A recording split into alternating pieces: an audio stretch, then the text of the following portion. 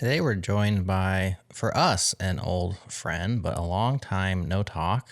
Andrew Nesbitt is here with us. And Andrew, I came across ecosystems, which is ecosyste.ms. Nice domain hack, hard to say out loud, but it looks cool in the URL bar. I came across this and I thought, this is a very cool project. It seems somewhat familiar. I can't quite put my finger on what it could possibly be. And then I saw it was from you and I'm like, oh, it makes totally sense. It makes total sense. This is right up your alley. We've had you on the show many times back in the day talking Octobox, talking libraries IO, talking Ruby ecosystem and dependency management. And it looks like you're still out there kind of beating around that same bush. So first of all, welcome back to the show. Thanks for having me. Yeah, it's great to be back. Ecosystems. It is, okay. We have a lot of context that maybe our listeners don't share, but take us back to what you're interested in, which seems like you've been interested in similar things for a long time. And you built libraries.io around this, and ecosystems is a very similar thing. I'm wondering if it's the same old thing or if it's a new thing. So tell us about your past in collecting and organizing dependencies and the information about them and open source projects, sustainability, and then how that brought you to ecosystems. Yeah. Okay. So I have been swirling around the world of open source metadata for must be coming up to 10 years now. Starting with 24 pull requests. That's right. 24 pull requests. Yeah. That didn't kind of start from metadata, but the idea of that project was to encourage people to contribute to open source as part of kind of the run up to Christmas. And after kind of first getting that off the ground, we quickly ran into how do we suggest, where should people go and contribute to? And a lot of people would try and send a pull request to a project that had no activity and the maintainer was gone, or just were struggling to be able to even work out how to send a pull request to some projects because they were really not very friendly or easy to contribute to. And that kind of led me down this path of okay, well, how do you define what a good project is? And then can we scale that up rather than manually having to have people kind of submit their things and keep those things up to date every year, because that project would just kind of come and go every December and shut down afterwards. So the maintenance there couldn't be entirely human because there was thousands of people contributing to that project and sending pull requests, and it was a lot of data to try and work with. So I started to build out some basic metrics there to try and go does this project look like it has activity that's happening on it? Does it look like it's ever received third-party contributions and things like that? And that led me to I got a job at GitHub from there. And then GitHub promptly fell apart internally. Tom Preston Warner left. It was a horrible time. And so then I left there and started Libraries.io as essentially looking at package manager metadata is a different way of kind of getting some measure of what's an interesting open source project. Rather than just using stars, which stars is a terrible metric and has very little kind of bearing on a lot of projects, especially as you go down from the kind of the massive frameworks, the kind of those huge keystone projects. Once you get down to smaller libraries, and also especially the kind of low level critical projects that are doing a lot of the kind of the real work, they don't get a lot of attention, and a star is basically a measure of attention, how many people are landing on that GitHub repo page.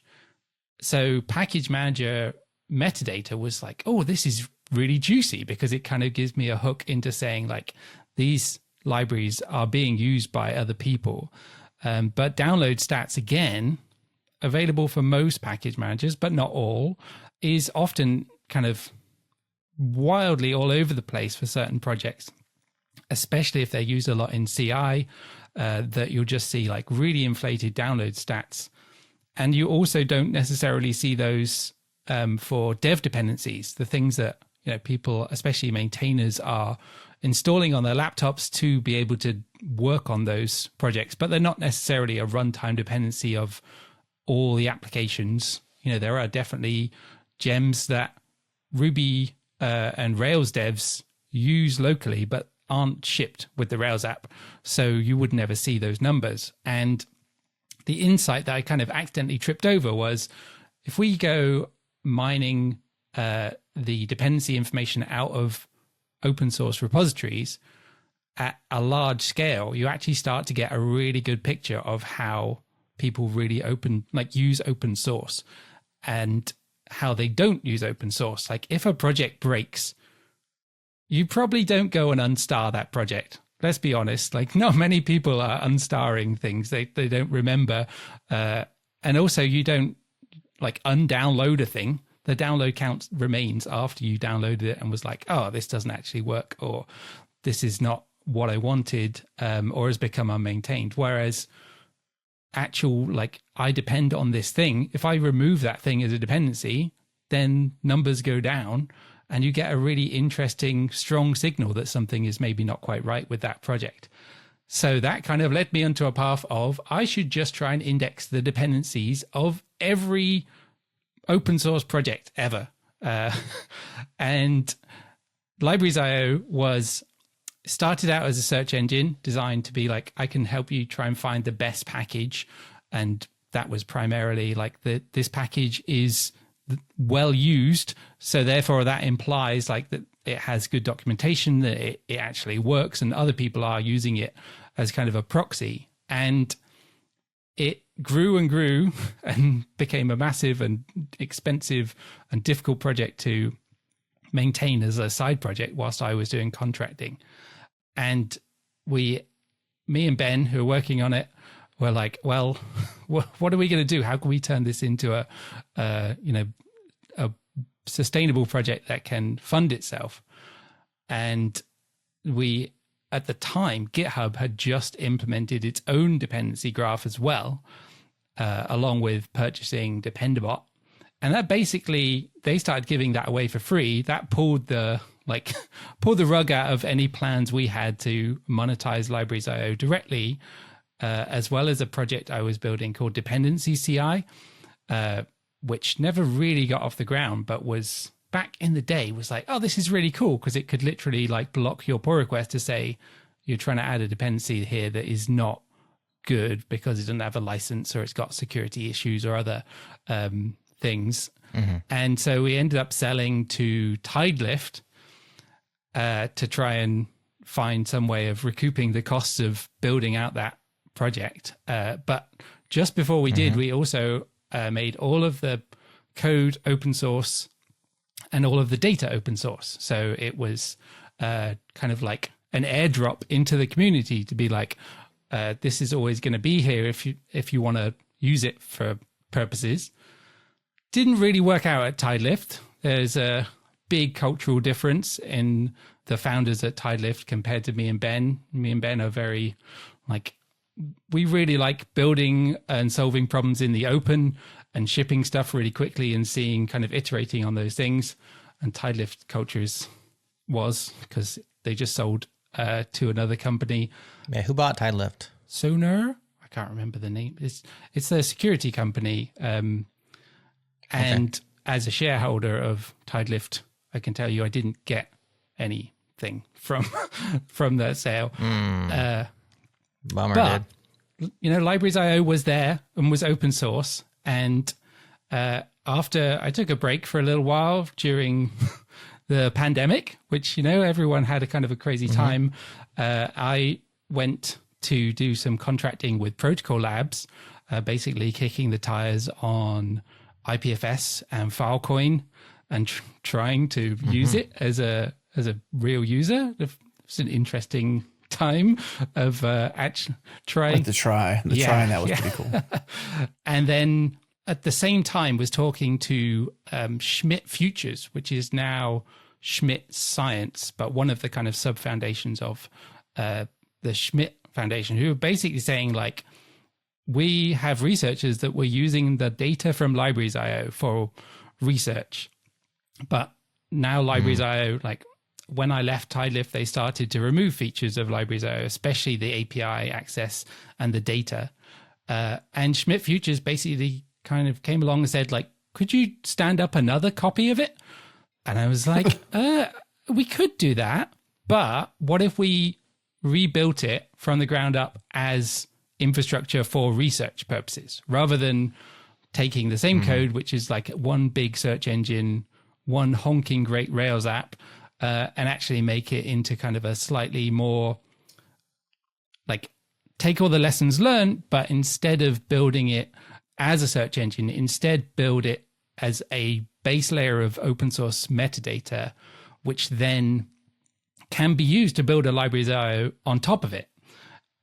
And that also means like we can take some of those lessons that were like, oh, actually, it turns out contributing to a project that has one absolutely enormous database schema is really difficult. Like trying to stand that up yourself is really hard as a contributor. So people would just bounce straight off the project because they're like, well, there's no way I can possibly comprehend how big this, like the stuff that's going on here. And then also the performance implications of deploying a change that might be like, oh, you're about to touch a table with like 1 billion rows in it. That's going to be difficult for you to test without me giving you production access.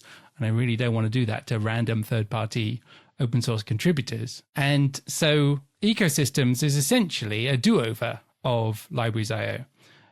It's many different Rails apps that are focused on collecting different kinds of open source metadata and then combining them together in different ways. So there's a packages service, there's a repos service that collects the dependency information from repositories, there's an advisory service and a commit service and an issue service, basically all the different things that you might be interested in.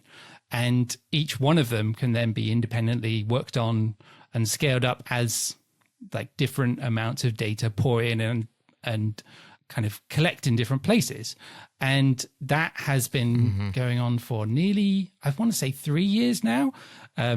Really kind of like going from, it was a nice kind of year where I just worked on it myself, didn't really tell anyone about it, just kind of like plugged away at, and there are core pieces because libraries.io is open source. I was able to reuse like the dependency parser and a load of the mappings to the package managers, actually like take that code and kind of reuse that in a way that is also allows you to have multiple different package manager registries, where libraries.io would only support one, which was really nice when RubyGems had all of its drama recently and the gem.coop popped up. I was able to go, oh, I can quickly start indexing gem.coop. It just fits straight into that new schema. And then like since kind of like the past year, it's just absolutely exploded in usage. The amount of traffic today alone was 50 million requests to the API. Wow. And has become quite a piece of critical infrastructure to a number of different kind of areas of open source in terms of SBOM enrichment, and also trying to find those like critical pieces of open source that are like need security work or need sustainability efforts to be kind of coordinated around them. Well, I'm happy to hear that you got to reuse some of your code from libraries.io, because what I thought was going to happen when you said I airdropped it, I thought you were going to just catch your own airdrop a few years later and be like, and because I open sourced it, I just relaunched it under a new, but obviously the big rewrite is a very tantalizing thing, especially when you've been living with all your mistakes for this time. Is like, let's start over. But you got to reuse some of your code, which is really awesome. So nice job open sourcing that when you still had an opportunity to do so. Yeah, absolutely. You mentioned this is used in research, I guess, research terminology, so to speak.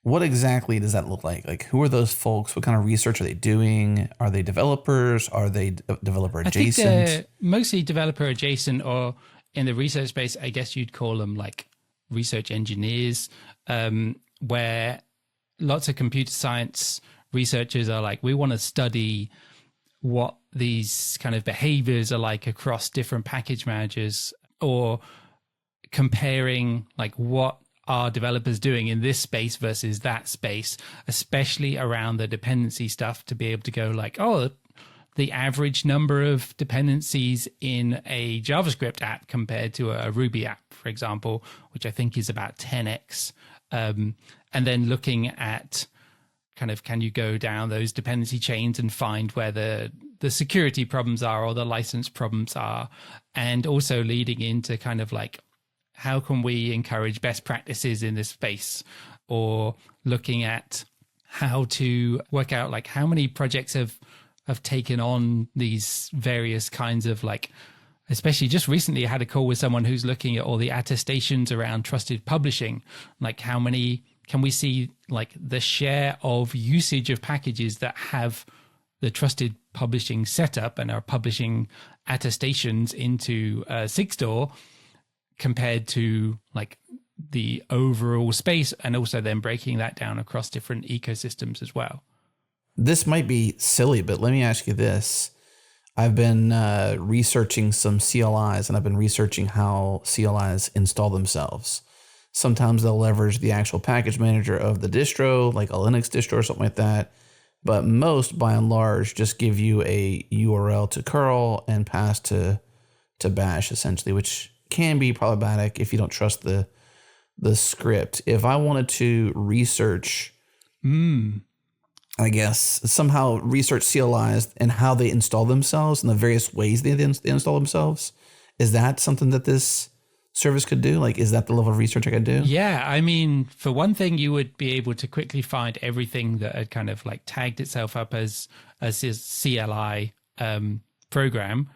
I'm also been indexing every public image on Docker Hub, and basically running an SBOM scanner against each one of those. There would be some juicy insights there to be able to go like, how many of these things were installed via a distro package manager versus like, we just have a URL for this, which would be recorded in the SBOM, basically to say like, oh, we found this known bit of open source, and it appears to say that like it sits in the file system here, which implies it was installed by apps, or it's in a random space, like it was probably curled down, along with the Docker file that was used to build that image.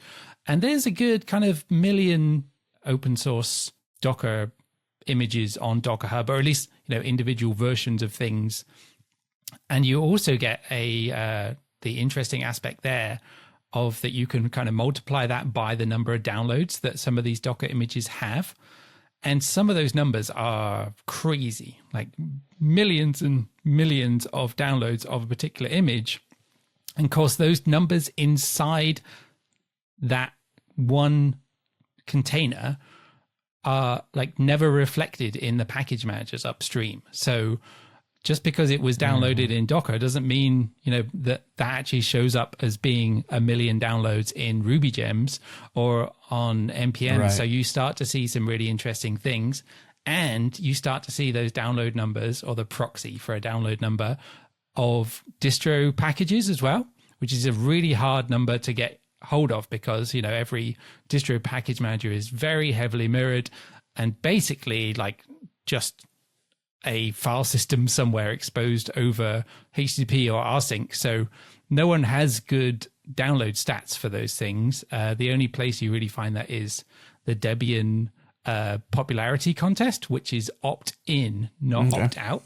So you'd be able to go like, oh, okay, well, I can see here are the CLI programs that are being like manually downloaded inside of Docker images as part of this install process.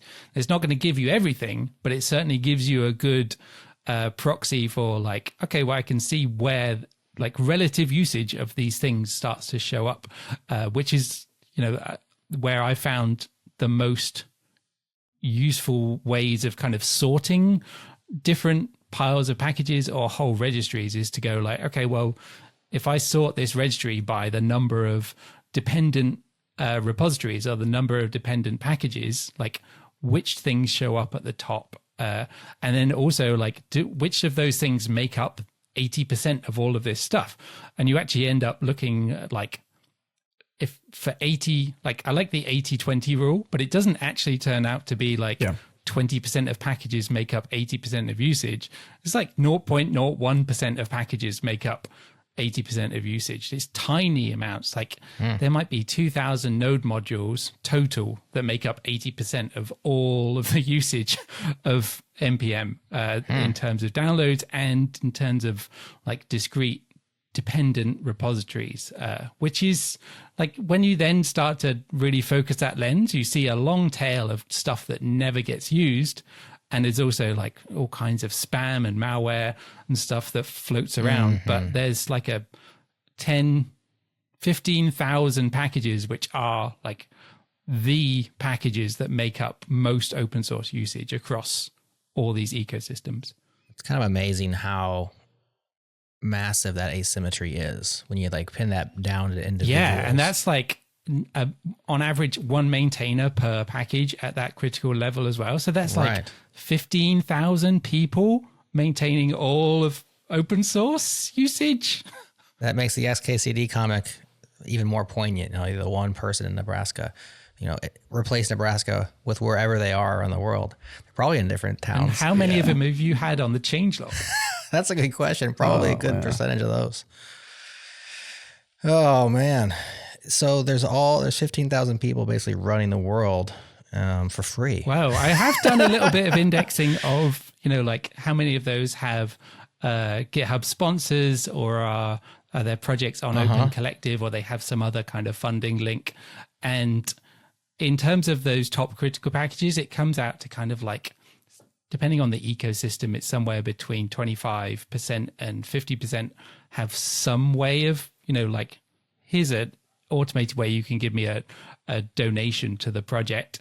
There's a good chunk of those as well that are, you know, massive corporate funded projects, like all of the AWS Ruby gems that make up the AWS CLI are in the top of Ruby gems because they're just massively used. They don't need any funding, right? Because it's Amazon has full-time staff, but there's a good... They might need some funding, like, right here. They're laying people off again.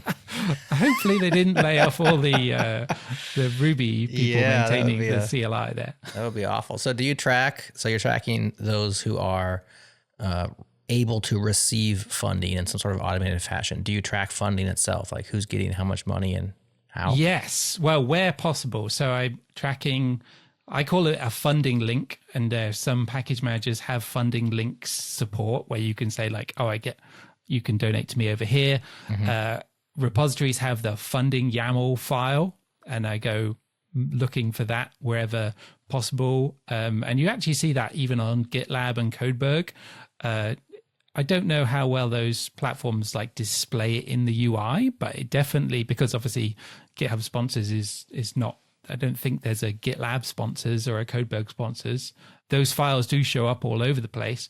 And then also being able to go like, this repository is owned by a user on GitHub who is part of GitHub sponsors is another way of kind of detecting that. Even if they haven't added their funding YAML file, we can kind of make a hop to say like, oh, here's one of the maintainers to be able to support that. I then collect the data from GitHub sponsors of because GitHub sponsors users are public. You don't get any financial numbers, but you do get like, here's the number of active sponsors of things, and here's the total like all time. It's quite hard to get time series data out of that API. So instead, I basically just kind of snapshot it on a regular basis to go like, oh, here's what's the current state of the world is in terms of GitHub sponsor funding. It's a bit weird though. There's a lot of people who have realized that GitHub sponsors is actually quite a good way to sell digital goods. If you go looking at the top users of GitHub sponsors who have the most people funding them, they sell things like avatars and Discord memberships and ebooks and things like that. They're not necessarily kind of selling like, oh, I can maintain this project better for you. That's not the, like, Open Collective is so much bigger in terms of actually like supporting the projects as a collective, because they're just set up in a totally different way to GitHub sponsors. Yeah, that's fascinating. So they're kind of doing sponsorware insofar as it's not a donation or you're supporting my work on this project. It's like I'm actually there's a quid pro quo here. You're like, we're going to trade a good or a service for that sponsorship money. Really, it's a purchase of some sort of thing. Like if you go looking, it's easy to see. GitHub doesn't make it particularly, like they don't have a leaderboard, which is a good thing. To not like putting a leaderboard on things can often produce some very strange behaviors. There's also an interesting breakdown of like number of users who sponsor other maintainers versus companies. Obviously, companies are going to sponsor a lot more in total amount per company, but the distribution is quite surprising in, like you're looking at easily 10 times as many individuals are sponsoring other people on GitHub sponsors compared to the number of organizations. Like it's quite small, really. And most of that activity is public. So it's not like you can be anonymous as a GitHub sponsor, but you can't really hide the fact that there is a sponsorship happening there. There's also on Open Collective some massive donations that go to certain projects through like company sponsorships, because they're acting as a fiscal host rather than just being like a platform to collect tips, which is basically how GitHub sponsors works. Reminds me of way back in the day, Chad Whitaker's Git Tip, which was later called GrataPay. Yes. Remember that? And yeah, it felt all warm and fuzzy because people were getting money for their open source. But when you go looking at it very closely, most of that was like the same $50 getting passed around between friends. Like not a slush fund, but like they just felt good. And so like I would make $20 a month and I'm using open source, so I would give it to somebody else. And there was really not enough new money coming in. It was really just money that already existed amongst all of us maintainers kind of patting each other on the back, which was unfortunate, but just the way it started. I definitely do that. Like I sponsor 35 different people on GitHub sponsors of just a few dollars a month to just be like, I appreciate your work. I don't have a huge amount to support you with, but like just as a way of saying like, I noticed you and like appreciate that you continue to maintain these things that I use. Well, I hoped GitHub sponsors was like big enough and mainstream enough to kind of change the shape of that. And maybe it's done it some, but it sounds like there's still more indies passing, person to person kind of sponsorship than there is corporate to person. But yeah, I think the change of interest rate across the world had a massive impact. Like you can see, the nice thing about Open Collective is they are, especially Open Source Collective, is very public. You can see the amounts of donations like going in and going out. And there was a big drop around the time that like post-COVID hit and changed all of the finances of these things. Was like, oh, okay, well, open source is no longer like one of it's an easy line item to drop, right? Because everything is free and it just continues to work for now until a security problem comes along and then everyone starts scrambling again. So you've got 12 million packages being tracked, 287 million repositories, 24.5 billion dependencies, 1.9 million maintainers. I'm reading these stats off of your website. There's a timeline of like public events on GitHub. There's issues, there's commits. I mean, there's just tons of different data points that you're tracking. How do you store all this stuff? Where do you store it? How big is it all? Because I'm just thinking this is a data management nightmare. So that 24 billion dependencies is a bit of a headache. I bet. I mean, that's crazy. Yeah. Almost all of this is stored in Postgres. Okay. Individual Postgres instances on dedicated machines in France and Amsterdam, mostly because they're very affordable. Online.net is a very reliable host, similar to Hetzner or some of these other kind of like bare metal machines. So I do the maintenance of the machine myself, and obviously scaling up is a little more tricky because there's not just a nice Heroku slider anymore. I use Doku as essentially like the open source Heroku, which is really nice. Just git push, it builds your Docker image, and then it handles putting Nginx, kind of proxying all of those things. Very nice for like an individual machine.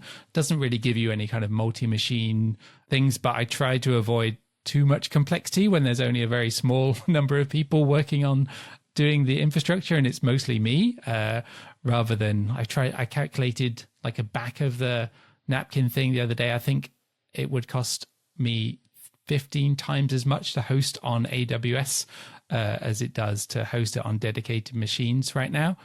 But these Postgres, each service basically has its own database. So rather than it being one that is enormous, it's split out, which at least makes it kind of like I can work on individual ones and be like, oh, this one is reaching capacity, so it's time to scale it up. Or I should make another box of web machines or Sidekick workers separately. I don't need to kind of do everything in one big lockstep, which keeps it, fairly easy to do. And then the whole website is basically read only. Like you can't put data into it as a user. You read from it, and all the data comes in the background through loading data from package managers and repositories. And there's about 2,000 different Git hosts in there that I'm constantly crawling at different rates to go like, oh, there's new activity over here.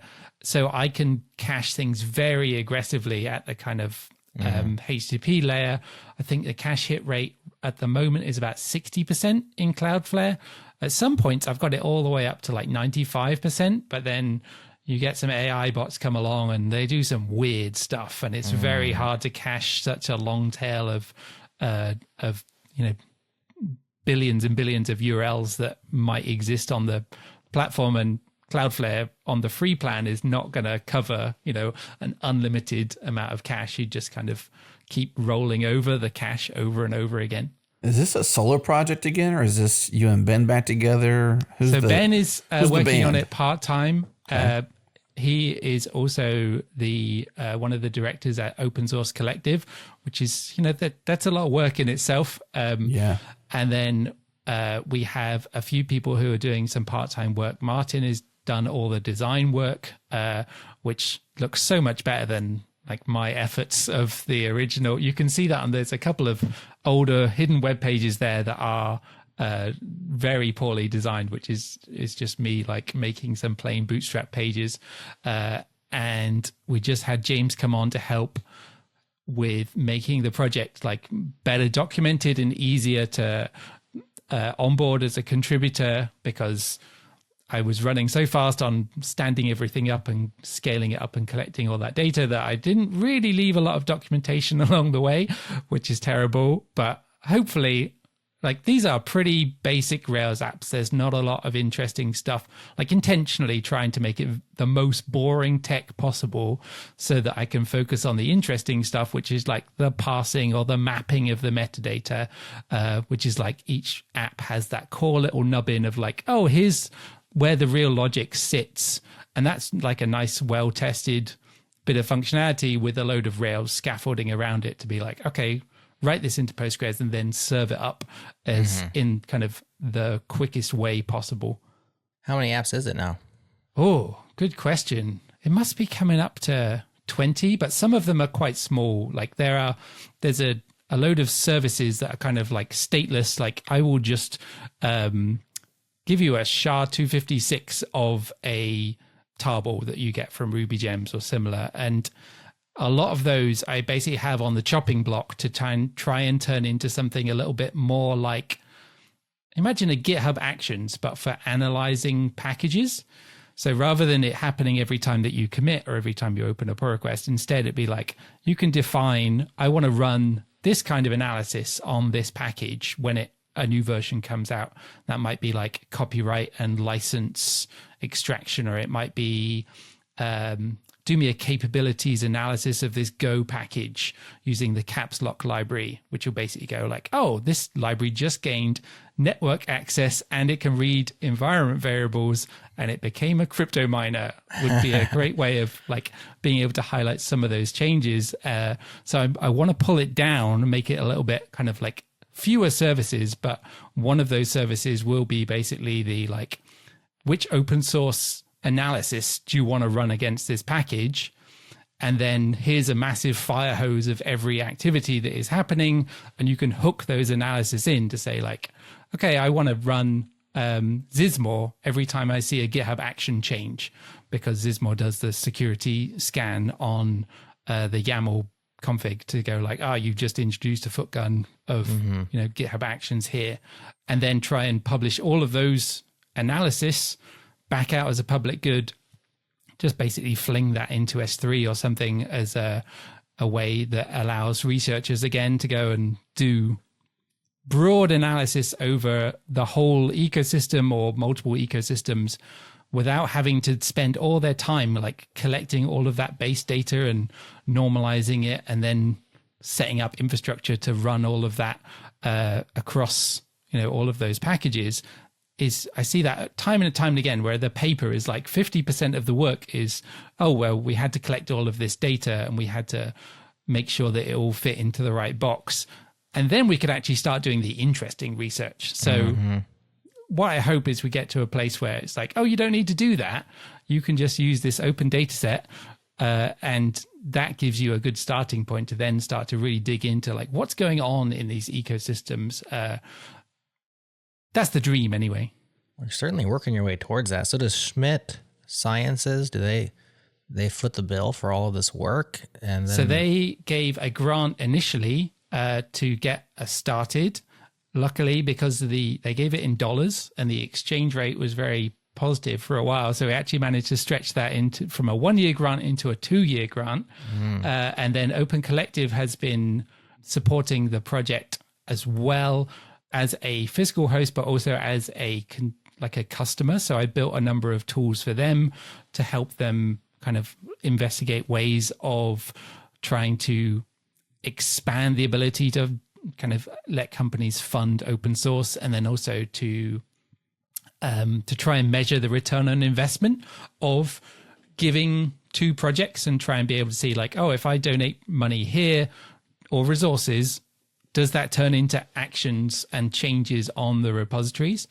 And that kept me busy for, a good 9 months, I think, of building out tools for them whilst they financially supported the project. And we also have a number of customers who pay for a different license for the data.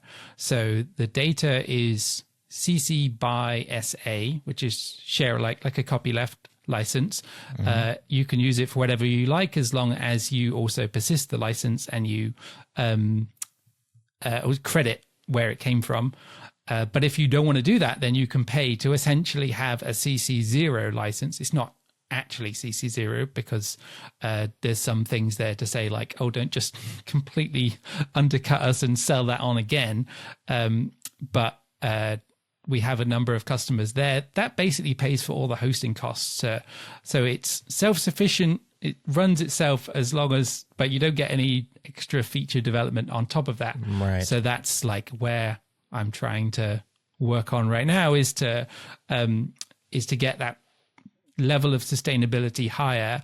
And we just received a grant from Alpha Omega to basically make that happen. That's Alpha Omega is part of OpenSSF, and their goal is like turn money into security. And they have become a big user of ecosystems for doing analysis of like who are the critical projects in a particular space, who are the ones that are like going to be most likely impacted if there's a big security vulnerability, who are the ones who have never had a security vulnerability and maybe don't know what to do if they get one, things like that. So they have basically given us a grant to try and help make ecosystems long-term sustainable. So that's things like making the project easier for people to onboard onto, and also to be able to kind of like charge large companies in different ways. That might be like, you want an even higher rate limit than the very friendly rate limits that are already on there.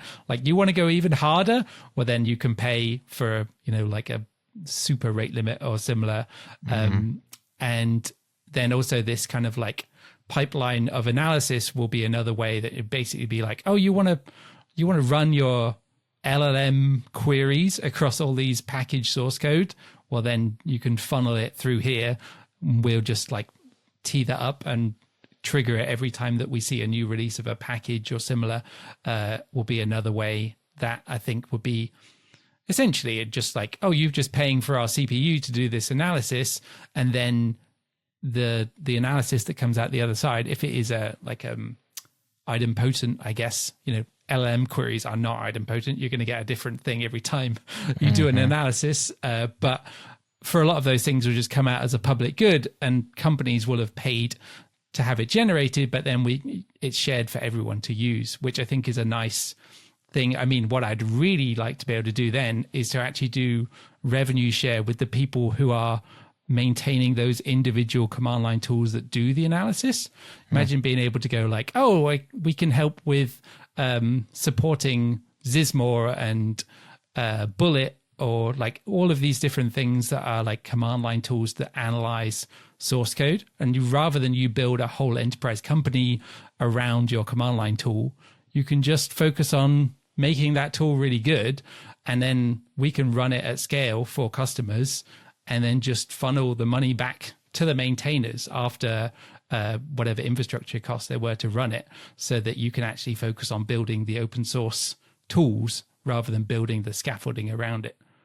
That would be super cool. So it sounds like there's a collection of potential income sources, some that are currently working, other ones that you're working on. The relicensing of the data for a fee seems like a good one. Is that potentially like, could you see a world where there's enough people that want to do that could be enough, or no? Yeah, I think so. Especially this kind of dependent data, the 25 billion row table is really juicy in terms of the insights that you can get from that. The general package data, though, is often like you can get Claude to generate you an NPM scraper very easily. Like, if you ask it to do it in Ruby, you get code that looks a lot like libraries.io internals come out. That's awesome. Do you get a nickel when that happens, or what happens? No, unfortunately not. It looks a lot like. Yeah. Well, imitation's the sincerest form of flattery, so just remember that. Yes, it's tricky to get that kind of balance of like, we want to give away as much as possible, especially as all of this data comes from open source. Like it should be open because it is data about open source. But then, like, how do you continue to pay for that? Whilst companies are also can kind of go like, oh, I could just go fetch it from the source myself. And trying to get as many different ecosystem support in is a good way of kind of going like, you really don't want to try and index the R package manager. Like, you're not going to have a good time.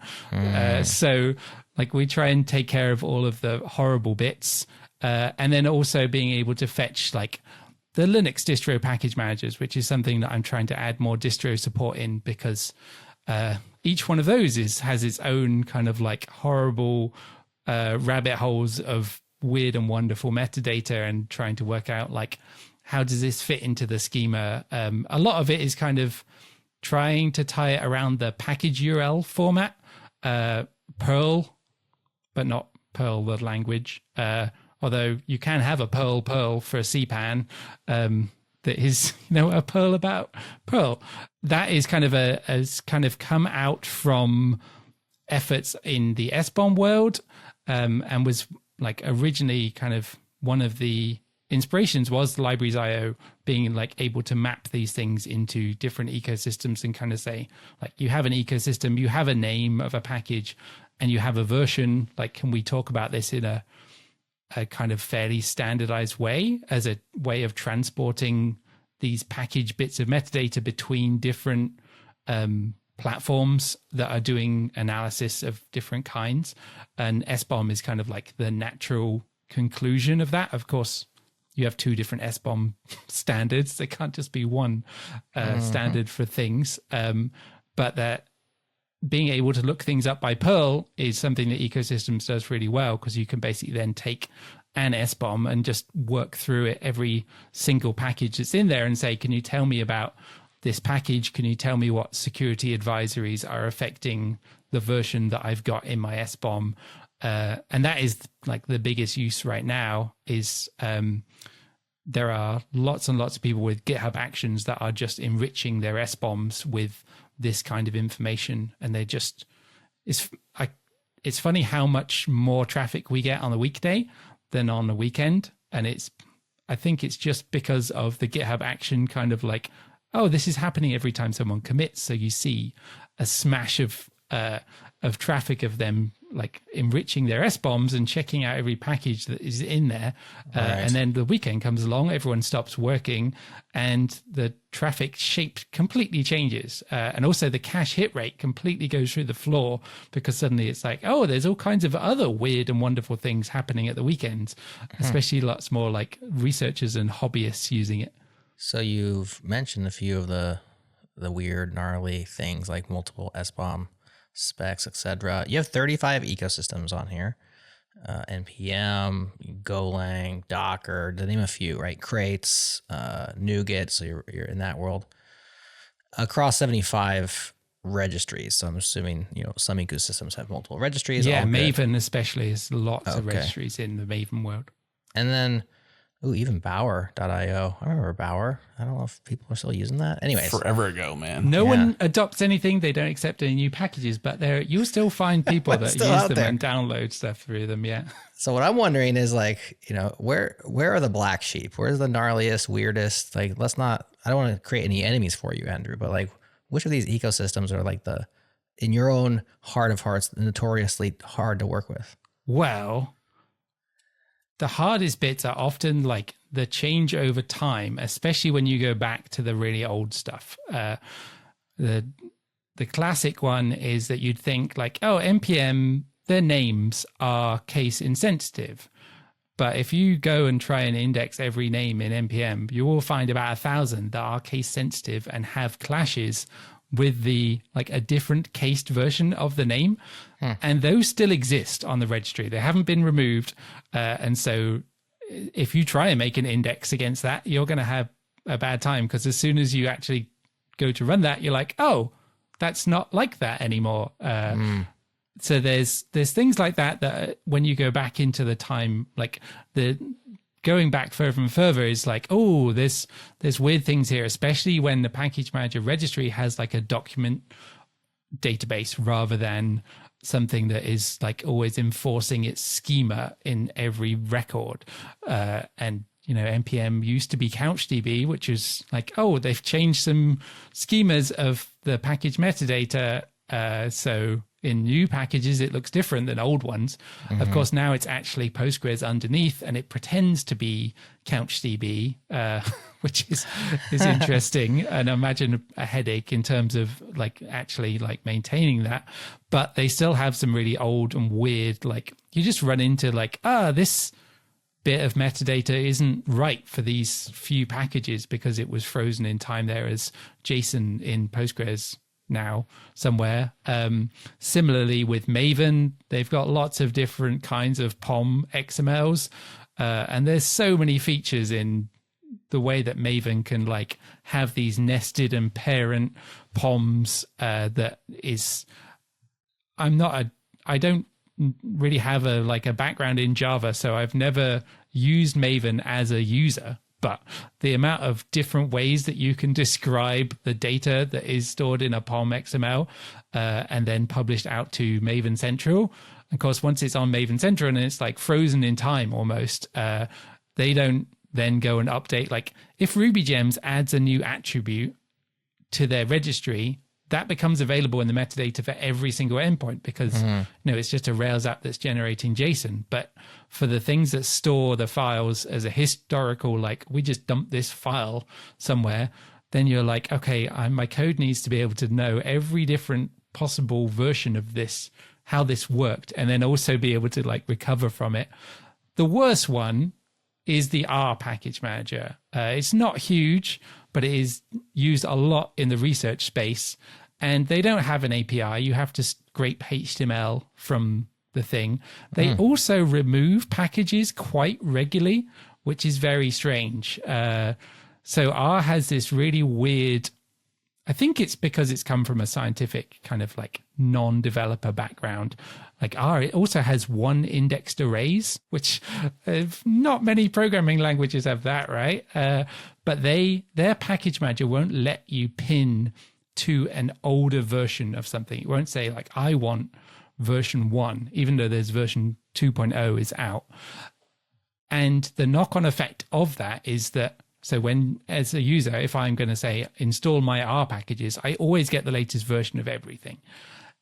That means that if something's broken because something else got a new version, rather than the new version causing the breaking change be told off, it's actually the package that didn't upgrade to fix the problem with this other package that just updated.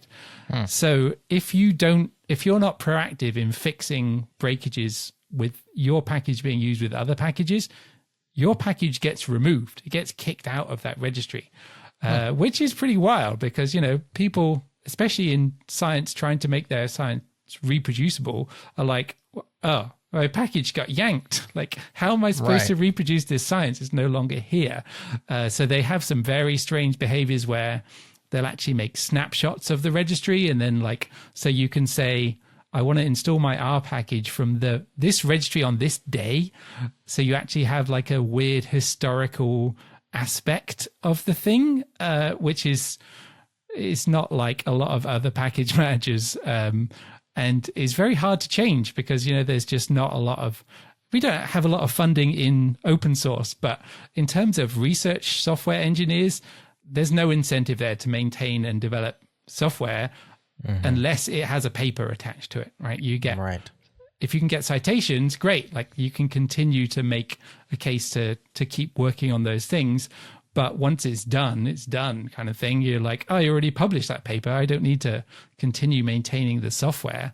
That's something that I have an interest in trying to solve, but it's a very hard problem to kind of break into. But what I'd like to be able to do is go can we connect the world of papers and citations back to the software that's being used to especially there's a lot of Python code that is might not look like it's massively used, but then when you kind of go, oh, but it's mentioned in all these papers, especially the kind of AI papers as well, which are just exploding at the moment. If you can then say we can send some of this transitive citation credit down the dependency graph to the transitive dependencies of the things mentioned in a paper, I bet there are maintainers who have no idea that their low-level Python or Julia code is being referenced in these massive papers. That's the discovery aspect there, but also for the people that do know, to be able to go back to their institution and say, look, my software is supporting all of this research that you're publishing. You should also support me because that will make your research better. Would be a really cool thing to make happen. Until they say, well, we already published those papers, so who cares? That attitude makes it tough for sure. Yeah, there's a lot of still that kind of oh, open source is just there. I can just use it. I don't need to contribute back in any way because someone else will do it, is still a totally unsolved social problem, I think, in the wider open source space. Well, if somebody wants to write a paper on the reproducibility problem in scientific papers due to mismanaged packages in the R language, I think that would be a hit. I think it'd be a hit. Oh my gosh. I'm still dumbfounded that they would not let you pin to an older version. I know. I feel like that's going to break so many research projects that go stale, essentially. Well, there's the Software Heritage Project, which is a massive index of the hashes of every file ever published to any open source thing, was produced to try and help solve that problem. You had to make a full index of every file in every Git repository to be able to try and get around the fact that you can't pin to older versions in R's package manager. There are still other package managers that don't have lock files in them, which if you think years ago, yes, it wasn't such a problem, but nowadays lock files are so critical to the way that people build and maintain and share their software, to be able to go oh, it works on my machine, it should work on yours because you're literally installing the same set of dependencies, and Docker works for that at a high level, but as soon as you want to change one thing, you obviously blast away the whole Docker image and have to start over, whereas a lock file is works really nicely at the language level to be able to kind of solve that problem. If your package manager doesn't have one, you should definitely try and like get that added in somehow. Mm-hmm. Behind the scenes, I've had some AI literally obliterating your API with the polite mode on. Of course, I've passed my name so you can track all the things I'm trying to do here, but it has finally found a way to craft a script that will pull back essentially some version of curl -fssl blah, which is the URL where the thing lives, and then piping that to sh. And so I've got a nice dramatic list of projects to research that use that command and what that install.sh script looks like and what are some of the details in there. So it didn't take long, but my gosh, if I did not have AI to do this for me, I would have pulled my hair out so badly. And probably not your API by any means, but just more like you can get the data, it seems, but you got to like comb through it. You got to be persistent and very. Wow, there's a lot of the schema is not simple. No. Unfortunately, and it's hard to find a way to describe that in a way that doesn't just like people will just switch off and kind of glaze over as you start going into the levels. Something that I've also tried to do over the past couple of years as the AI bots have kind of gone mad is actually let them scrape the website, right? Rather than block them, I've said, you can go mad in the same way as I used to let Googlebot go mad on libraries.io, because 2 years in, like we've had a full training cycle of the frontier models. They actually know what ecosystems is, and they know the structures of the APIs, and they can actually just suggest those things, which is like a good and a bad thing. But I think in terms of like being able to get into the training data in terms of like my API is here and my service exists is helpful to people who are using AI coding agents to do some of these things. I have dabbled in the MCP world with this stuff, and it would be very easy for anyone to build an MCP adapter on top of this, but the security implications really hurt my brain. So I have kind of like held off going hard into it because, you know, every string that is returned by that MCP is essentially like a prompt injection. So you imagine your version number that is pulled from an NPM package and then fed through an MCP server into your context. They have the ability to make a version number, especially if it's like semver with your pre-release string on the end of the version number. You could make like prompt injection ver, where I just start putting like ignore all previous instructions -1.1 in the strings of the thing like that come from the package manager is suddenly a security vector, or even just the description of the package or the name of the package. Like there's a lot of trust that happens on that kind of go through when it comes out as an MCP server on the other side. If you're just saying like blindly install whatever the MCP server told me, then there's a lot of trust that you're putting into many layers of indirection that could happen. And we've definitely seen like loads of threat actors have realized how, like, I'm going to use the word juicy so many times, but in terms of being able to go like, there's no restrictions. I can publish things to a package manager, and that might be like the 6th level of indirection before I actually get to my target. That it's very hard to see all of the moving pieces until they actually kind of all come together.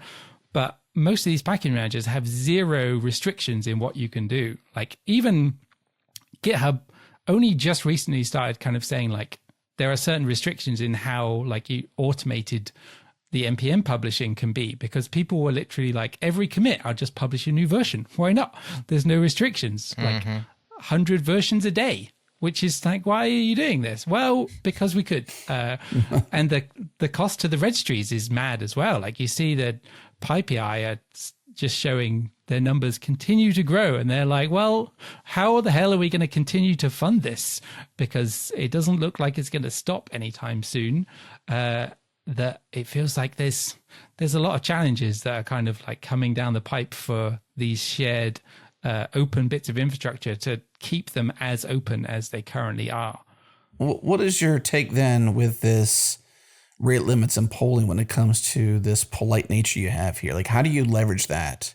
Because I can pass in my email, but then you say, well, I can reach out to you later. You're watching my rate limits, of course. Can you just shut me off because of me passing that email to you? Or how do you curb the enthusiasm, so to speak?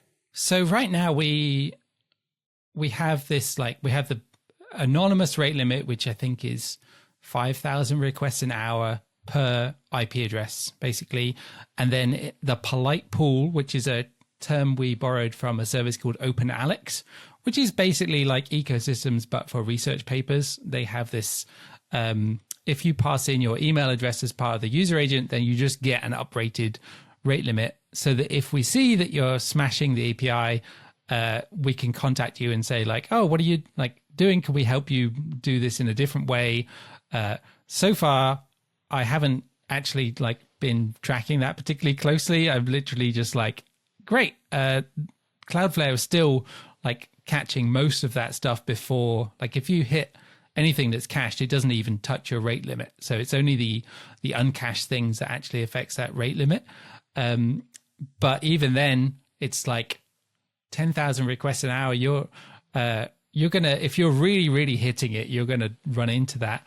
And then a 429 request is very cheap to serve up. So I can serve up a lot of like rate limit used requests before things start to fall over. And then like looking at the patterns and going like, how are people using this? And is there a way I can do like a higher level API that avoids, having to have someone do that trawling? Or is there ways of being able to export big chunks of data rather than doing individual lots of little queries? Is another thing that we're exploring. It may be like a big click house with a read only, like you can write your SQL query or SQL-ish query against a column store worth of data, similar to BigQuery, but without the, whoopsie, I spent $3,000 on my one query through BigQuery because it pulled in terabytes of data. But that is a bit of a ongoing side project. It's not actually live yet for anyone else to use, but hopefully for researchers especially, you'll be able to just be like, oh, I can just do big sweeping queries in a kind of a offline way rather than it having to hit the live Postgres databases, because that's like the source of truth of these things. And often researchers aren't like, I need the most up-to-date, like within the hour changes. They're like, actually, I'm fine with this. If it's like a day or a week old, it's really not too much difference compared to, I'm looking for the security advisory stuff that is as fresh as possible, which is often where you're scanning your SBOM and trying to find like, where are there new vulnerabilities that are affecting me? Yeah. How do you prioritize your time? I suppose it's a lot to cover. It seems there's a lot that, even discoverability. Like if I am naturally interested, how can I pull this data out? Seems like I would have to spend a lot of time to figure that out. That's okay. Yeah. But who is your user? How do you prioritize your time? How do you build who are you building the platform really for? I know who's using it, but like, how do you prioritize your time to how it's being used? Well, to be honest, the number one user is me right now. Okay, like, good.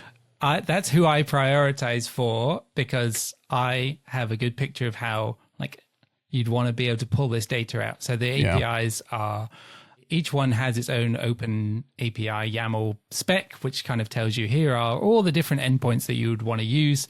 And then the things that like I'm building applications on top of this data as well and going like, oh, this is not here. Or I want to be able to do it like this.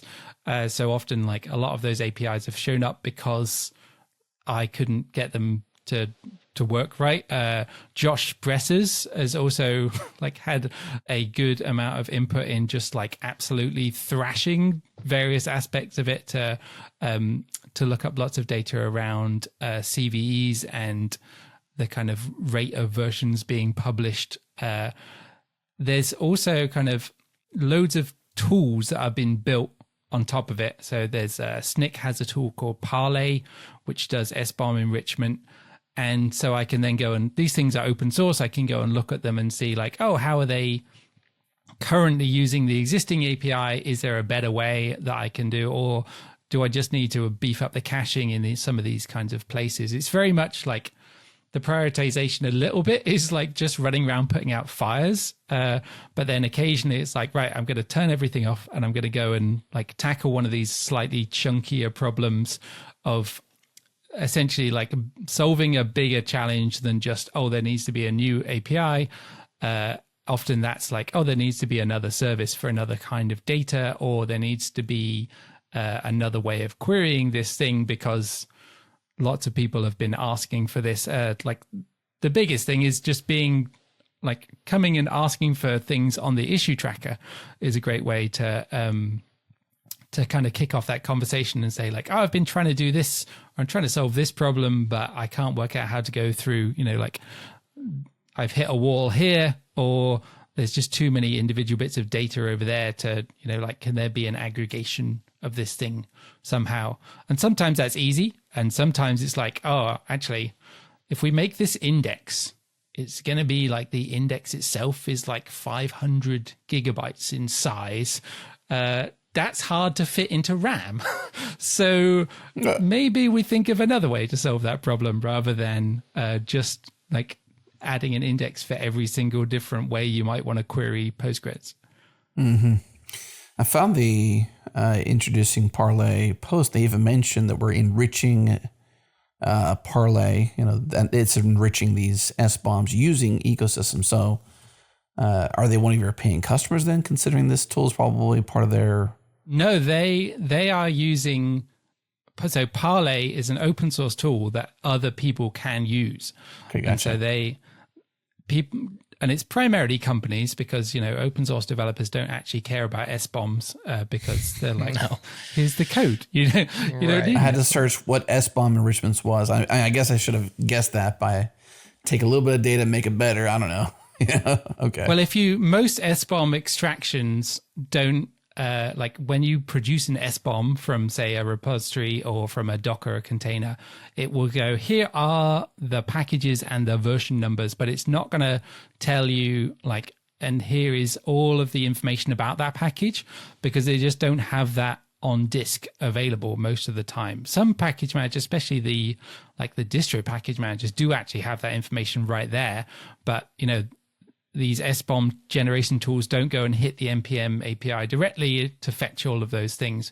So if you want to be able to get a high-level overview of all of the license breakdown of all the different packages in your SBOM, then you need to enrich it by, basically going through each one and fetching some extra information and filling in the license field, maybe the maintainers. There's a load of different things in there, and it depends on which SBOM standard you're looking at as well, because they're different. But they're also just being able to look up all the security CVE stuff.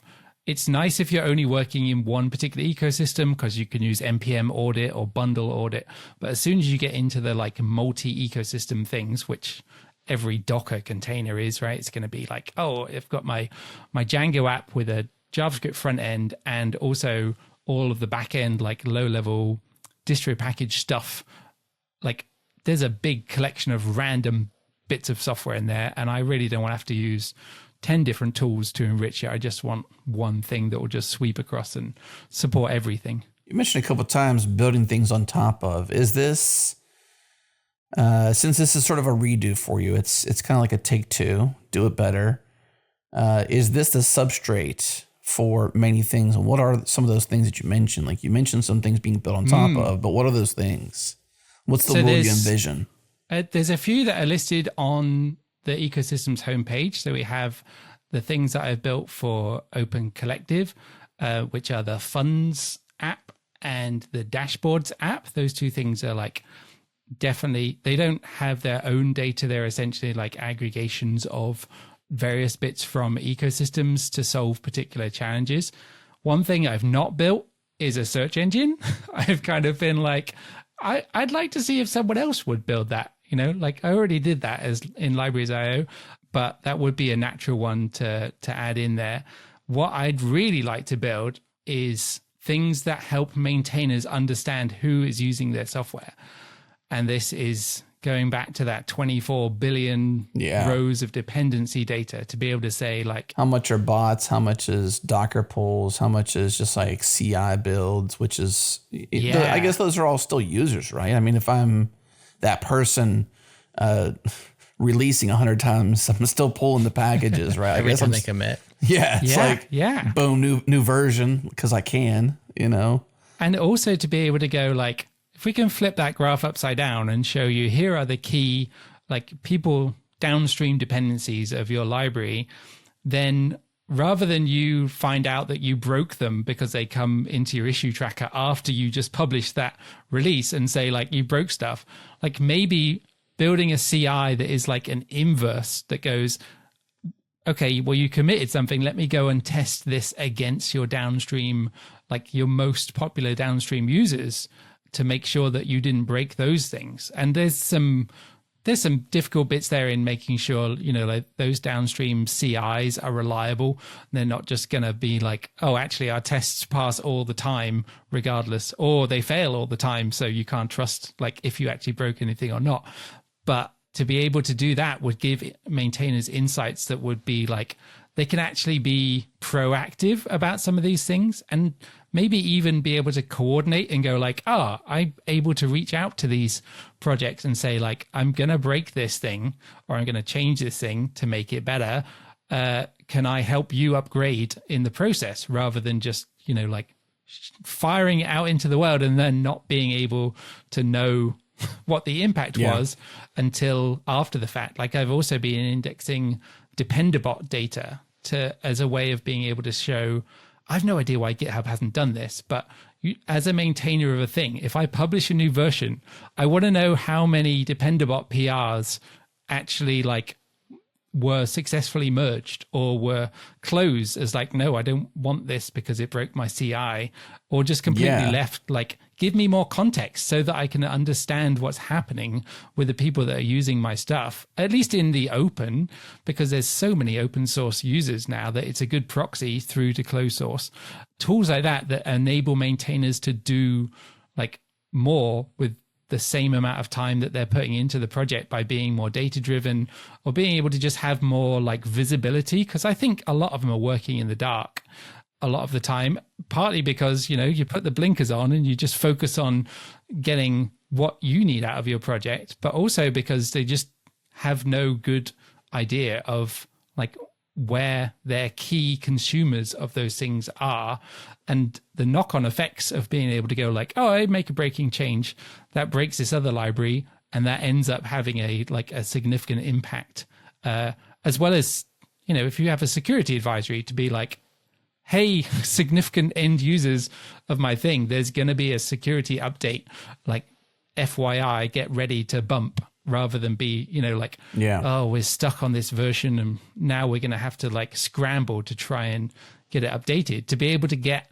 a little bit more coordination and collaboration by, being data driven, I think would be amazing. So that's my slightly bigger picture of what I would like to build on top of it, is to really empower maintainers to have an impact, to make their process better, but also then make their open source software better, because everyone uses open source software. And so then you make all software better by just improving, the base layers of the most critical packages. Sure. It's a pretty big goal, but I think there's enough untapped data there that I think can be really powerfully leveraged to make a good go at improving some of these things.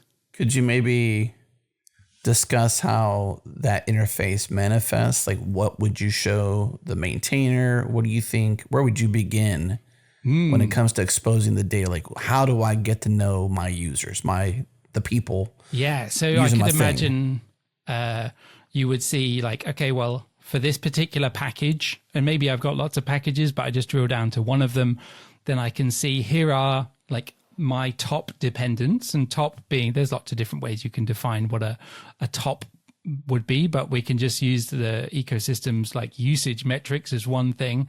Here are like the key projects that are using your stuff, and then which versions they're currently pinned on as well. So they might be just like, oh, I always pick up the latest version. I've got Dependabot doing the updates, but maybe there's someone who's really heavily using your stuff, but they're actually pinned to an old major version. And that's like an insight into, okay, well, why were they stuck? Like, maybe I can go and help them upgrade, or I can learn that actually I made the most horrific breaking change ever, and they really, really don't want to upgrade because of, it completely causes them too many headaches to do that. And maybe I can consider that in like how I then continue to maintain that project going forwards. You could also then use that interface to say, okay, well, can you show me everyone that's on this specific version? Like, or which is a 50% of my users like stuck on an old version, or are they stuck on an insecure version as well, to be able to go like, well, we had this CVE 3 months ago, and most people, especially thinking about this from a like individual packages that depend on me, to be able to see the knock-on effect of like all the users of those packages are like my transitive users. There's a lot of data there, but being able to highlight like where those key points are of leverage that are like, these things could be improved here, that would be one way of that kind of being manifest. The other way you could do it is, rather than it be a UI, is more like a notification system of being like, oh, did you like, you got the proactive kind of things of like your dependents have updated to your latest version, or that like your dependents are having problems with, they tried to upgrade to this thing, and like, here's the context of this Dependabot pull request and the discussion that they had, and they haven't yet merged it, to be able to like show you that, oh, wow, okay, that's interesting. Like, it's having a problem for them that we didn't even imagine, because we're not using the same database as they are for our testing purposes, something like that. And there's an AI element there once you get to like very large amounts of users, that you're like, actually, this is too many people to kind of like, too many downstream users to reach out to.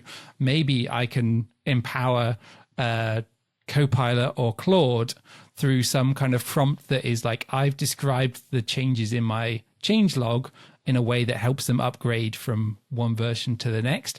But there's a lot of people that are very reluctant to take on some of those things, because they can be wildly unreliable sometimes for when you try to do things the same way over and over and over. It's kind of like telemetry via exhaust too. You're not like literally tracking your users, you're tracking them through natural usage pattern of the ecosystem of open source. So you're not like asking them to opt into too much telemetry either. Yeah, I really try not to be too invasive. I try not to track too much data about the individuals, and instead keep it at the project level, because, for one thing, the projects are all like licensed in a way that says, yeah, you can share this and you can like understand this, like the licenses let you do that. Whereas, tracking individual people is a much more messy thing to do, because people come and go and they change their names and they change their email addresses, and it can be hard to try and pin them down. But also that, most open source projects, they're all volunteers. It's like trying to pin requirements on an individual is asking a lot of someone who is probably not being like, they're just giving away their code. So instead it's like, oh, well, we'll look at these as, if you want to do something to help, then here's data that you can do it, rather than being like, we're going to force to upgrade, like you must do this. You wouldn't want to use ecosystems to power like a massive wave of automated pull requests, for example. For one thing, GitHub would just shut you down straight away. They're allowed to run Copilot or Dependabot at a large scale, but you wouldn't want, like, it would be horrible for maintainers, right? To just have, you'd hear Daniel from Curl is constantly saying like how many different AI bots, especially if it's incentivized in any kind of way, then you're going to make a mess. But ecosystems tries to kind of just watch what's the vibe of these ecosystems going on at the moment, and like then you can use that to try and have impacts on top of that. Have you found any information black holes in your desires for features or tracking things? I mean, funding, exact amounts of funding is an example, I guess, but like anywhere else where you're like, man, I could build this, but I went looking for the data and there's no data. Oh, so yeah, the funding one is a big one. The other thing that I'd really like is kind of more data around the non-code contributions, but that's really hard to get, right? Yeah. Your Discords and your Slacks are not open enough to be able to really index without, you need an API key, or you need a ghost user sat in a Discord collecting right, everything. now you're getting creepy. Yeah, you're getting real creepy. It is way too much. There's There's tools. ecosystems again tracking us. Get out of here, ecosystems. I'd start joining all the community Zoom calls with an AI chat log kind of thing. But no, there are tools like that. Bitergia has one that can you can configure it to track your own community, and like you can feed in mailing lists and you can feed in your Slack or your Discord or similar, but you're kind of doing that at a per community or even just a per repository level. Trying to do that at a mass scale is stepping into worlds that I'm not really comfortable in terms of the amount of tracking of stuff. It's just really, really messy. Like the open source metadata is messy, but it is like tangibly, okay, yeah, I can see how I can connect the dots here. Whereas once you get into like unstructured text of discussions of things, you're quickly into like, right, well, we're just going to try and like have LLMs process everything here, and it's a horrible mess and it's incredibly expensive. Like we use no LLM stuff in ecosystems because we just don't have any budget for that kind of stuff. The amount of processing to analyze 12 million packages. Well, you do now. Our friends at AMP have free, just advertising as I use it, and it's like free docs essentially. I was just telling Jared this about on the pod we're releasing on Friday. If you're not using AMP code for free, then at least 2 hours a day or so, then you're missing out on a little bit of LLM work that you can get for free. Ad supported. That's the way, no way of saying it. It is ad supported. So you are getting advertised to, but Yeah. I think that if you're not using that and you have a use for a couple hours a day at no cost, one of the 17 advertisers they have in the network are supporting your open source essentially. It's kind of cool. What else, Andrew? Anything else we didn't ask you about ecosystems wise or? I mean, we covered a lot. Yeah. I'm trying to think if there's anything. I think I covered most of my kind of like thinking of the future things. And that's mostly everything that I'm working on at the moment is ecosystem. I haven't got any other side things. Octobox is dead or what's Octobox is ticking along. Like GitHub copied most of the features of Octobox. And then we lost most of the customers. So I still use it every day, but there's not a lot left there. So it still works. But it doesn't have any AI features. So it's not particularly interesting in terms of that aspect. Yeah, I think that like nicely covers most of what I've been working on. Well, it's really cool stuff. I've always been impressed by your abilities and willingness to just collect all the things and then organize them and give them back out for free for people to use for various reasons. It's probably exciting when you see somebody using it in a new way that maybe you hadn't dreamed of or wouldn't even care to, but you're like, oh, that's cool. It shows that you're providing real value to folks. And yeah, especially with the researchers, like people will come to me and say like, I'm working on this paper that's like investigating ways that we could get LLMs to suggest better projects for you to use or packages, or we're trying to reduce like LLMs coming up with old versions of things. Like is there good ways of training it on reducing that? What do they call it? It's like a data lag, basically, like the training lag of the drift. That's it. That's an interesting challenge without resorting again to kind of RAG or MCP. Are there ways of doing short fine tunes after the fact of like, here are the latest versions of things?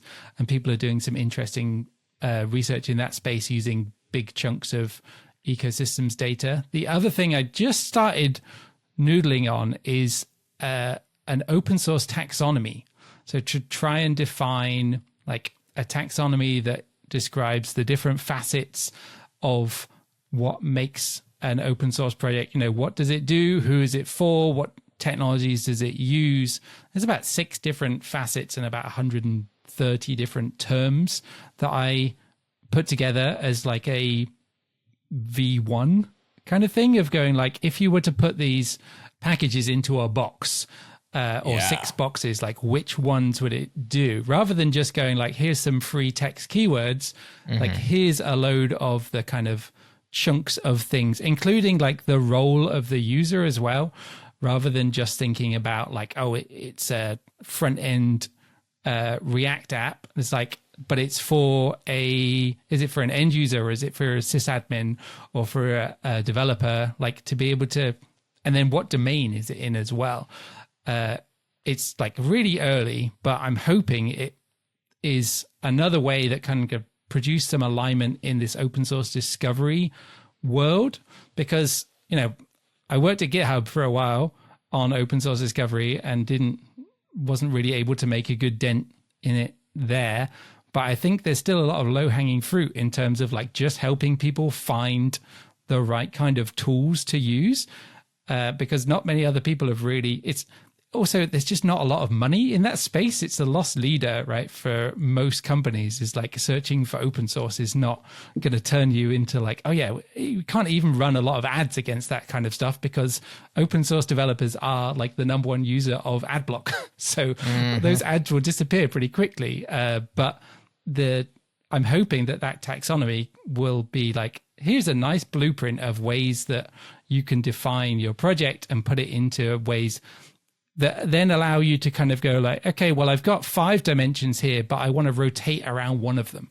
I want a web framework for researchers, but I want to rotate about the technology. Like, what are my options there? Or I'm definitely in this technology space and looking at this kind of like position in the stack, but what options do I have here for different like users? And to be able to kind of like twist the picture a little bit, but in a fairly defined space rather than in, just arbitrary free text, because again, you just end up in this like soup of words, which is like, we kind of just get very fluffy, and often projects just don't have very well defined ways of finding things. Like they don't add a description to their GitHub repo or any keywords or topics. So you just kind of like never find it unless it's in a generic search engine, which is then really hard in terms of like, oh, well, what are my options in this space? And I made this as just like, surely someone has made one of these already. And I found a taxonomy of software in the research space, but I did not find a taxonomy of open source software. So I was like, okay, I can make a stab at one of these. I've never made a taxonomy before, but I put it together as like this should be interesting. And it's been useful so far, and it started some interesting conversations, but I really need some people with more experience in, actually defining taxonomies than I have to give more input and also expand it and like cover the problems, because I'm pretty sure there's going to be loads of problems in it, because I basically just like put it together in a couple of days as like, okay, I think this should work, but mostly untested. Where does that live? That is on the ecosystems GitHub. There's also a really quick web page I made of taxonomy.ecosystems. It's literally just a few days ago, so it's not anywhere on the website, but it is on the GitHub org as OSS Taxonomy. But I get a link in the show notes. Awesome. Yeah, send us that. And anything else you want to make sure we get into our show notes so that y'all can just click through and find that and help Andrew figure out this taxonomy so that we can all start to kind of formulate around it. Categorization is always useful, especially for very otherwise gray areas such as these, especially if you're self-defining. It helps you to even flesh out your idea or your project better. I think this is fertile ground right there, honestly, because you got so many I would describe it as like ecosystem explorers. You may have previous to LLMs being a ubiquitous thing and agents helping you, you may have just stayed in the zone that you're comfortable in because you're the mere human that cannot think 10x faster. And then you get into this LLM world and you're like, man, I can actually explore new languages because it knows it. I know this language and I can at least translate my knowledge. And so now you find yourself exploring Go or Rust whenever you would have normally just stayed in the Ruby world because maybe that's where you're comfortable. And so when you go into those worlds, you're like, well, how do people test here? How do people deal with HTTP? How do you deal with security things? And so you find yourself exploring new worlds while you know the Ruby world well. You don't know the same kind of projects that would help you in a different lens. I can think that's going to be useful, honestly. Yeah, definitely. There's also kind of the ability to see like where are the gaps in a particular space? Where have there not been like many people working, or there's only just this one old library? Like, is there an opportunity to kind of jump in and improve that? Or as you say, like you come into a new ecosystem and you're like, what is the sidekick of X? Exactly. And often it's like, oh, well, actually, we like in Erlang world, we don't need sidekick because we have, OTP it's kind of all built in. But like to be able to learn like the what is the alternative to this thing is going to be an interesting way of challenging that. And maybe also they're kind of breaking down some of these massive projects into sub pieces as well to be able to go like, okay, well, you've got something huge, but actually there's lots of like individual components here that can be used without you having to take on like, oh, I've got a massive Apache Airflow install now that does everything. Actually, I really only want to do like a piece of this. But how the hell do you go finding that if like their discovery is just folders full of strangely named projects? Like that's not particularly helpful necessarily in terms of discovery. Let's close with this. What do you want from the world? You seem like a pretty quiet guy. There's definitely a blog there, so you're active. I don't know how frequently you podcast. We haven't talked personally in years, at least me personally. Maybe you've talked to him at least once, Jared, without me in the meantime. But like, what do you want from the world for this project? What kind of response do you want from coming on the show or producing all this work? Well, I have had my head down for like basically since leaving Tidelift and then COVID happening. I basically just like got my head down and just started like plugging away. I also started doing track days in a Subaru BRZ, which is an excellent way to get away from the computer. If you've got a interest in cars, track days is brilliant fun. But ecosystems has kind of like been building up, and it's now reached the point where I'm like, I need more people helping, kind of like not just contributing to the code, but like helping it work out where it should go next. Because I can definitely come up with lots of things that I would like to see happen, but I need more input from more people on like, how would you like to have an impact on the open source world, like through data? So that's input in like feature requests or thinking about that from a slightly higher level of like collaborations, ways that ecosystems can support different efforts, be it like security, searching for projects that are like, oh, there are ways we can improve this part of an ecosystem. The like collaboration is really what I would like to see more of. And I am starting to do more podcasts and like various kinds of, I started a working group with the chaos metrics people around package manager, metadata, as trying to share the kind of learnings that I've done in developing ecosystems and being able to kind of like map metadata across different ecosystems into standardized ways. But if they're interested in ways of, like understanding and using data in open source to have impacts, then ecosystems is literally raring up right now through the Alpha Omega grant that we just received to be able to, bring more people into this space and help them have real impact on like knock-on effects of improving open source. Wow, very cool. I'm glad COVID's over. Obviously, I'm glad that you're poking your head out of the hole, little rabbit, and showing the world what you got. It's kind of cool. I like it. Good stuff, Andrew. Thanks for coming on the show again. Yeah, thanks so much for having me.